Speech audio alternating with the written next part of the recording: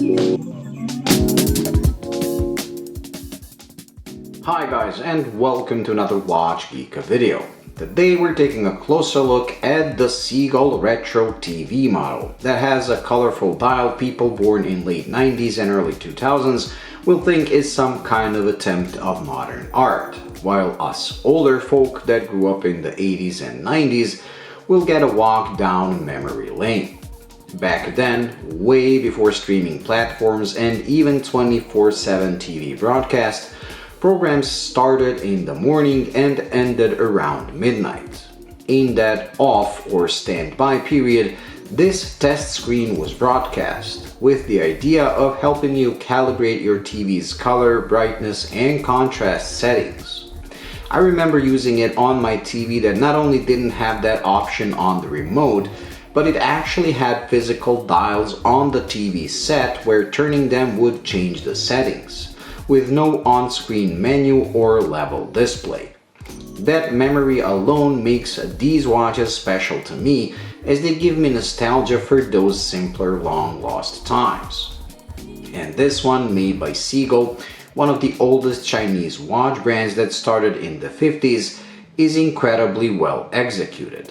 The details are crisp, even under macro, and the use of very thin hands and markers makes the test pattern stand out and be the star of the show. If they went with larger markers and hands, it would have increased legibility, but that is not the point of this watch, so I'm glad they went with thin stick style. Don't get me wrong, while the watch is not as legible as your run-of-the-mill diver, it is not unreadable.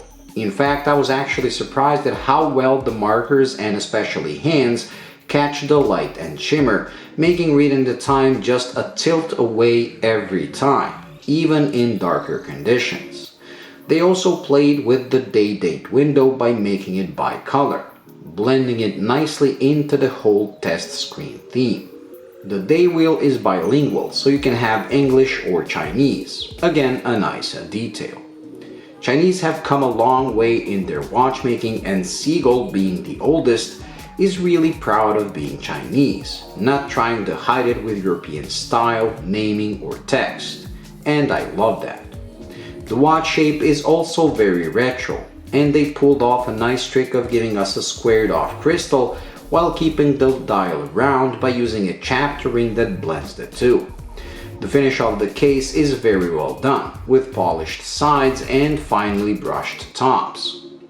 The integrated bracelet is one of the most comfortable I had the pleasure of wearing, and the small links not only make it drape nicely on wrist, but also make finding a perfect fit easy, as removing or adding links makes a small incremental change.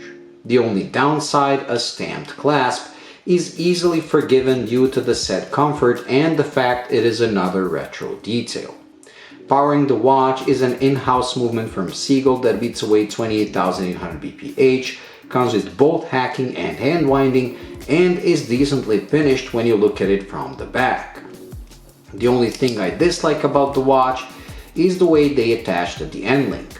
The first two are fixed in place, which does make them always sit perfectly to the case, but it creates a slightly odd shape when the watch is worn on a small wrist like mine.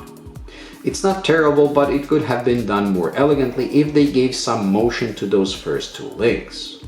If you have a wrist that is 7 inches or more, you won't have those problems. Also, a small nuisance is the crown that is very small, so winding the watch is a bit of a chore.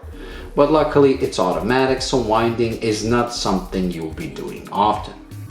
At a price of around $500, this is more expensive than similar watches I reviewed from other Chinese brands. But given the brand heritage, finish quality, and the fact this is a completely in-house made watch all the way down to the movement, I think the price is justified, and I personally am thinking about keeping it and adding it to my collection. That's how much I fell in love with it over the last couple of weeks. Thank you for watching. I hope you enjoyed and found it useful. If you did, please like and subscribe, and until the next video, bye.